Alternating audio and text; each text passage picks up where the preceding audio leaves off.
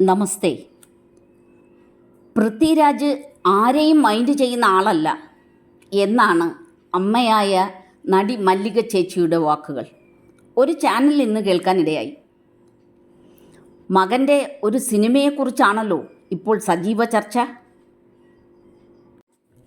പൃഥ്വിരാജിൻ്റെ ഈ സിനിമയിൽ സ്ത്രീയെ ബലാത്സംഗം ചെയ്യുന്നതും ഭ്രൂണം കുത്തിയെടുക്കുന്നതുമായ സീനില്ലേ? ഒരു നടിയെ ആക്രമിച്ച സമയത്ത് മോൻ്റെ നിലപാട് സ്ത്രീയെ മോശമാക്കുന്ന എന്തെങ്കിലും ഒരു സീനുണ്ടെങ്കിൽ ഞാൻ അതിൽ സഹകരിക്കില്ല എന്ന് പറഞ്ഞയാൾ ആണ്. ഹേമ കമ്മീഷൻ പുറത്തു വന്നപ്പോൾ എന്താണ് ഈ നടൻ പറഞ്ഞത്? എൻ്റെ സെറ്റിൽ ഒരു സ്ത്രീക്കും ഇത്തരം ഒരു മോശാനുഭവം നേരിടേണ്ടി വരില്ല. അഥവാ വന്നാൽ അതിൻ്റെ പൂർണ്ണ ഉത്തരവാദിത്തം എനിക്കാണെന്നല്ലേ? അതുപോലെ സിനിമ ഇൻഡസ്ട്രിയിൽ ഇത്തരം കാര്യങ്ങൾ നടന്നാൽ എനിക്കും അതിൽ ബാധ്യതയുണ്ടെന്ന് പറഞ്ഞിരുന്നല്ലോ. ഒരാർട്ടിസ്റ്റിനെ മയക്കുമരുന്ന് കൊടുത്ത് പീഡിപ്പിച്ചു എന്ന് പറഞ്ഞൊരു കേസുണ്ടായിരുന്നു. ഇയാളുടെ അസോസിയേറ്റ് ഡയറക്ടർ ഒരു മുസ്ലിം നാമധാരിക്കെതിരെയായിരുന്നല്ലോ ആ കേസ്.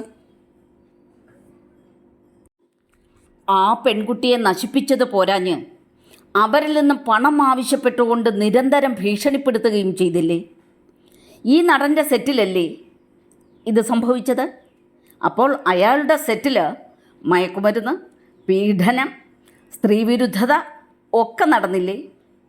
എൻ്റെ സെറ്റിൽ ഒരു ഈച്ച അനങ്ങിയാൽ ഞാൻ അറിയുമെന്ന് പറയുന്ന പൃഥ്വിരാജ് ലൈറ്റ് ബോയ്സ് വരെ അറിഞ്ഞ കാര്യം എന്തേ അറിയാതെ പോയി? എന്തിനാണ് ഈ പ്രതിയെ അയാൾ മറച്ചു പിടിച്ചത്? പിടികൊടുക്കാതെ നിന്ന ആ പ്രതി എമ്പുരാൻ്റെ സെറ്റിൽ വീണ്ടും വന്നപ്പോൾ ആ പാവം പെൺകുട്ടി മാനേജർ മുഖേന പൃഥ്വിരാജിനെ അറിയിച്ചില്ലേ അയാൾ എമ്പുരാൻ്റെ സെറ്റിലെത്തിയിട്ടുണ്ടെന്ന്, എനിക്ക് നീതി ലഭ്യമാക്കണമെന്നും? എന്നിട്ട് ഈ അമ്മയുടെ മകൻ എന്ത് നീതിയാണ് ആ പാവം പെൺകുട്ടിക്ക് നേടിക്കൊടുത്തത്?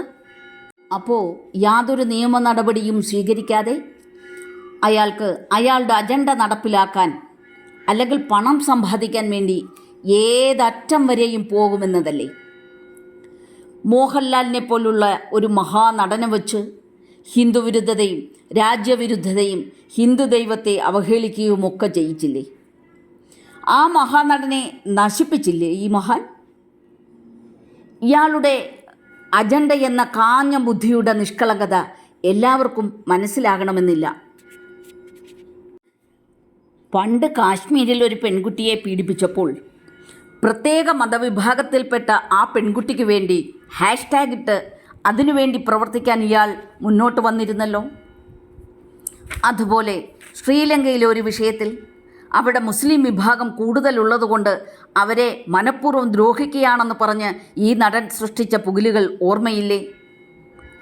ഈ കേരളത്തിൽ നിരപരാധികളായ എത്ര പെൺകുഞ്ഞുങ്ങളുടെ പീഡനകഥ വരുന്നു. കുട്ടികൾ കലാലയങ്ങളിൽ മൃഗീയമായി കൊല്ലപ്പെടുന്നു. ഏതെങ്കിലും ഒരു കാര്യത്തിൽ ഇയാൾ ഇടപെടുന്നുണ്ടോ? അപ്പോൾ ഒരു പ്രത്യേക അജണ്ട കൃത്യമായി ലോകമെമ്പാടും പ്രദർശിപ്പിക്കാൻ അമ്മയുടെ മകൻ എന്തുമാത്രം കഷ്ടപ്പെടുന്നുവെന്ന് മനസ്സിലാക്കണം. BBC ഉൾപ്പെടെയുള്ളവർ ഈ സിനിമയിൽ പറയുന്ന കലാപം എടുത്തു കാണിക്കാൻ ശ്രമിച്ചപ്പോൾ BBCയെ ഏത് രീതിയിലാണ് നമ്മുടെ ഗവൺമെൻറ് കൈകാര്യം ചെയ്തതെന്ന് നമ്മൾ കണ്ടതാണ്. ഇയാളുടെ പ്രിയ ഭാര്യ സുപ്രിയ ആരായിരുന്നു BBCയുടെ? ഇപ്പോൾ BBCയുടെ ആരാണവർ? ഇന്ത്യയിൽ BBC ഇപ്പോൾ ഇല്ല. ഇയാളുടെ ചിത്രങ്ങൾ ചുക്കാൻ പിടിക്കുന്നത് ഈ സുപ്രിയയല്ലേ? ബോഡി ഗാർഡുമായിട്ടാണ് ഈ സുപ്രിയ പൊതുവേദികളിലെത്തുന്നത്. ഇവർ ആളറിഞ്ഞ് കളിക്കടാ എന്ന് വെല്ലുവിളിച്ചത് എന്തിൻ്റെ ധാർഷ്ട്യത്തിലാണെന്ന് പരിശോധിക്കപ്പെടേണ്ടതല്ലേ? ഈ ഇന്ത്യ മഹാരാജ്യത്തിനെതിരെയുള്ള എന്ത് തന്നെയായാലും അതിനെ പെട്ടെന്ന് കണ്ടുപിടിക്കാൻ കഴിയുന്ന അവസ്ഥയിലുള്ളപ്പോൾ ഈ രീതിയിൽ ഒരു സിനിമ കൊണ്ടുവരാൻ ഇവിടുത്തെ ഭരണാധികാരികളായ പ്രധാനമന്ത്രിയെ, പ്രതിരോധ മന്ത്രിയെ, ആഭ്യന്തരമന്ത്രിയെ ഒക്കെ മോശമായിട്ട് ഈ സിസ്റ്റത്തെ വേഷം കൊണ്ടും രീതി കൊണ്ടും എന്തിന് കേരളത്തിലെ മുല്ലപ്പെരിയാർ പോലുള്ളൊരു ഡാം പൊട്ടിച്ചിട്ട് 2 ജില്ലയുടെ പൂർണ്ണമായി നശിപ്പിച്ചിട്ട് അധികാരത്തിൽ വരാൻ നിൽക്കുന്ന ഒരു പാർട്ടിയെപ്പോലും കേരളത്തിലുണ്ടെന്ന് പറയുന്ന ഒരു സിനിമ, അത്തരത്തിൽ ഭീകരമായി ചിത്രീകരിക്കുന്ന ഒരു സിനിമയുടെ ചർച്ചയിൽ പൃഥ്വിരാജിനെ പരിശോധിക്കുമ്പോൾ അയാളുടെ അജണ്ട പ്രാവർത്തികമാക്കാൻ ഏതറ്റം വരെയും പോകും. അയാൾ ഒരു കപട മുഖധാരിയാണ് എന്നല്ലേ വാസ്തവം?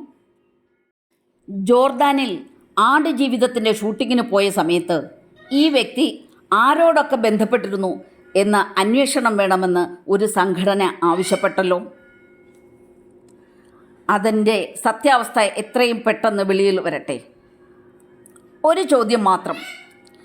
പൃഥ്വിരാജിൻ്റെ അച്ഛൻ സുകുമാരനല്ല വേറൊരാളാണെന്ന കണ്ടൻറ്റോടുകൂടി ഒരു സിനിമ വന്നാൽ അതിനെയും ആവിഷ്കാര സ്വാതന്ത്ര്യത്തിൽപ്പെടുത്തി സിനിമയെ സിനിമയായി തന്നെ കാണാൻ ശ്രമിക്കണമെന്ന് ഈ അമ്മ പറയുമോ? നടി മല്ലികയെക്കുറിച്ച് ഒരു ഇൻ്റർവ്യൂവിൽ ജഗതി ശ്രീകുമാർ സംസാരിക്കുകയുണ്ടായി. അധികം വൈകാതെയാണ് അദ്ദേഹത്തിനെ നിശേഷം തകർക്കുന്ന രീതിയിലുള്ള കാർ അപകടം സംഭവിക്കുന്നത്. അത് അന്വേഷിക്കപ്പെടേണ്ടതല്ലേ? അതോ അതിൻ്റെ അന്വേഷണം എവിടം വരെ ആയി എന്നറിയില്ല.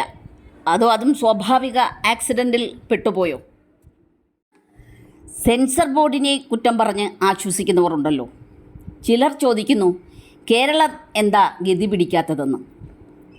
കേന്ദ്ര സർക്കാർ കീഴിലുള്ള ബോർഡുകളിൽ സ്റ്റാൻഡിംഗ് കൗൺസിൽ അടക്കം ഇപ്പോൾ ഇരിക്കുന്നത് ഹിന്ദു വിരുദ്ധത നിറഞ്ഞ കപട മതേതരവാദികളാണ്, അല്ലെങ്കിൽ അത്തരം രാഷ്ട്രീയം പേറുന്നവരാണ്. 102 പേരിൽ കേവലം 28 പേർ മാത്രമാണ് ദേശീയതയിൽ വിശ്വസിക്കുന്നവർ. ബാക്കിയുള്ളവർ ആൻറ്റി ഹിന്ദു രാഷ്ട്രീയം പേറുന്നവരാണ്. ഹൈക്കോടതിയുടെ സ്റ്റാൻഡിംഗ് കമ്മിറ്റി ലിസ്റ്റിൻ്റെ കാര്യമാണ് ഞാൻ പറഞ്ഞത്. 5 പൈസ പോലും വാങ്ങാതെ കേസ് വാദിക്കുന്ന വക്കീൽമാരെ തഴഞ്ഞിട്ടാണ് ഇത്തരം ആളുകളെ തിരികെ കയറ്റുന്നത്. എന്തിന്? നോട്ടറി ആയിട്ട് പോലും നിരവധി വക്കീലന്മാരുണ്ട്. ഞാൻ ഈ മേൽപ്പറഞ്ഞ മതേതരവാദികൾ ഇതെങ്ങനെ സാധിക്കുന്നു? പരിശോധിക്കപ്പെടേണ്ടതല്ലേ? കേന്ദ്ര സർക്കാരിൻ്റെ ബോർഡുകളിൽ ഭൂരിപക്ഷവും ദേശീയതയ്ക്കെതിരെ സംസാരിക്കുന്നവരാണ്. ആരാണ് ഇതിന് ഉത്തരവാദികൾ? സെൻസർ ബോർഡിൻ്റെ വിഷയം സോഷ്യൽ മീഡിയ ചർച്ചയാക്കിയതുകൊണ്ട് മാത്രം സൂചിപ്പിച്ചു എന്നേ ഉള്ളൂ. അതുപോലെ സിനിമയുടെ എല്ലാ മേഖലയിലും നിറഞ്ഞു നിന്നിരുന്ന നടൻ ദിലീപിനെ സിനിമയുടെ മുഖ്യധാരയിൽ നിന്ന് ഒതുക്കിയതിൻ്റെ പിന്നിൽ ഒരു മാഫിയ ശക്തിയില്ലെന്ന് പറയാൻ പറ്റുമോ? അതിന് മുൻപന്തിയിൽ നിന്നത് ഈ നടനല്ലേ? അപ്പോൾ ഞാൻ പറഞ്ഞു വന്നത് സത്യമേവ ജയതേ.